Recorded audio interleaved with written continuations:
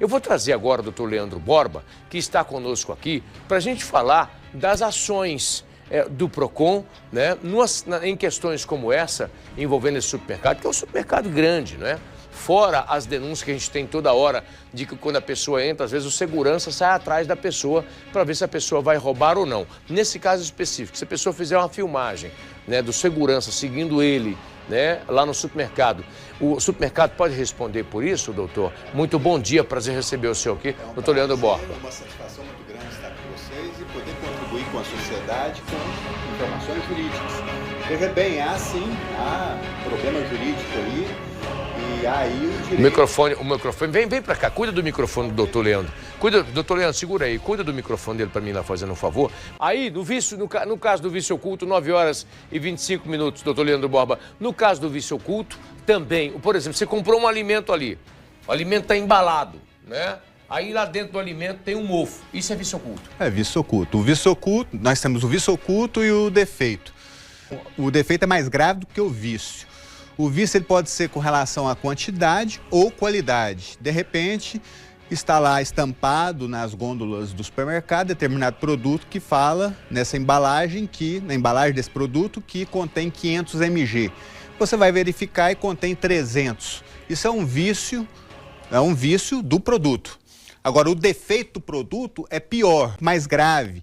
Por que é mais grave? Porque o defeito, ele incide sobre esse produto e esse produto pode causar danos à sociedade, dano à vida, dano à incolumidade física e também dano à legislação ambiental, por exemplo, ao ambiente e vários problemas de uma ordem muito maior do que o vício. O vício é mais simples, mas o defeito é mais danoso à sociedade. Esse defeito, no caso, o peixe podre, né, que a gente denunciou uma época envolvendo o supermercado Tatico. O peixe podre, ele pode matar, né? O peixe podre não é vício. Peixe podre é defeito.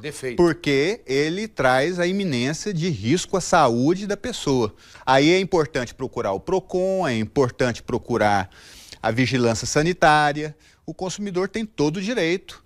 E com relação às imagens captadas do consumidor dentro do estabelecimento comercial, configura, sim, lesão de direito fundamental, direito à privacidade desse consumidor.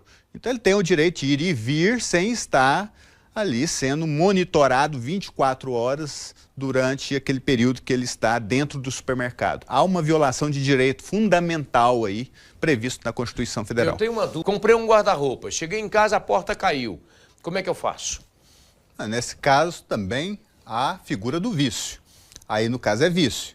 É o vício. É o vício. Oculto. Oculto, porque ele veio... Eu não tinha visto? Veio perfeito, tranquilo, mas quando você chegou em casa e passou a utilizar esse guarda-roupa, ele caiu a porta. É vício. É vício de produto durável. Então, você tem o prazo de 90 dias para poder reclamar e poder vindicar os seus direitos. Lembrando aqui que nós temos a via administrativa para poder percorrer e também a via judiciária, com a ação de indenização por danos morais e materiais. Temos o PROCON também.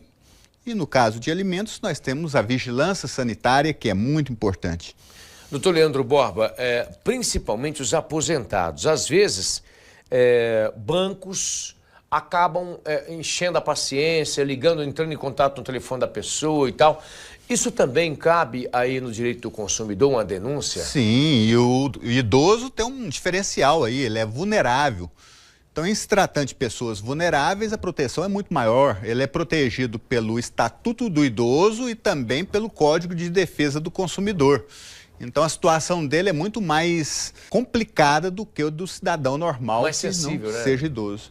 Mais sensível. Então, ele pode procurar uma delegacia de polícia, se caracterizar crime, ele pode procurar uma delegacia de polícia especializada, que em Goiânia já tem. Pode procurar o Poder Judiciário mediante ação judicial civil, na esfera civil, por reparação de danos morais e materiais e também, de repente, pode ser deflagrado uma ação criminal intentada contra o infrator. Doutor Leandro Borba, advogado, falando sobre direito do consumidor. Aqui, ó, coloca a sua participação aqui em relação à pergunta do direito do consumidor e daqui a pouco eu vou sortear 4 ingressos aí do Circo Mirages aqui no nosso programa, tá?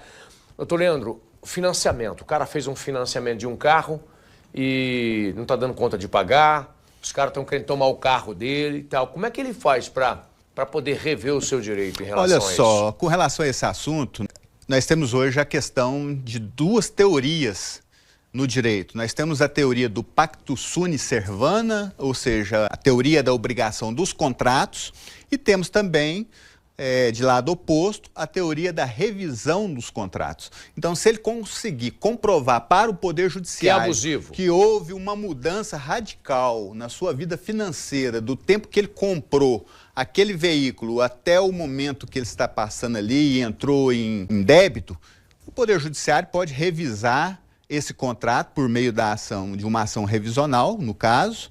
O juiz pode analisar aquele caso concreto e entender que é viável, sim, a revisão desse contrato para abaixar as parcelas desse financiamento. Doutor, existem muitos contratos abusivos, né? O cara compra uma casa no valor de 2 milhões, de 400, 2 milhões, vai pagar 5 milhões. Aí tem que ter revisão, né, doutor? Tem que ter. Não dá, não tem lógica um negócio desse, né? Exatamente. Como é que faz? Olha só o que acontece nesse caso. Se for aplicar o princípio do pacto sine servanda, obrigatoriedade dos contratos, essa pessoa, esse consumidor, ele terá que cumprir esse contrato na íntegra. E se for aplicar o princípio da revisão dos contratos, aí o juiz poderá revisar esse contrato. É o famoso revisional, né? A revisional de financiamento bancário. E tem muito, né? Em Goiás, nós temos um Tribunal de Justiça muito mais tranquilo com relação a isso. Agora, o Tribunal de Justiça de Minas, por exemplo, ele vai muito pelo princípio da obrigatoriedade dos contratos. Em Goiás já é mais laceável. O pessoal de Goiás, o Tribunal de Justiça de Goiás, mais pro cidadão, já olha mais para o cidadão. Uma coisa que eu chamo a atenção, Messias, é a questão do direito de arrependimento. Direito de arrependimento na compra, veja bem. Boa. Direito de arrependimento.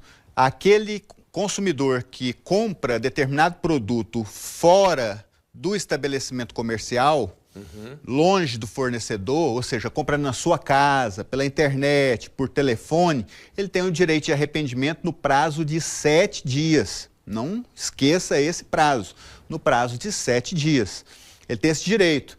Isso se ele fizer essa compra fora do estabelecimento comercial. Agora, se ele fizer essa compra... Olha só, doutor, alguém está falando de uma empresa metropolitana aqui, ó. Doutor, chega para cá, continua falando o que o senhor estava falando aí sobre desistir do contrato. Sim. Arrependimento.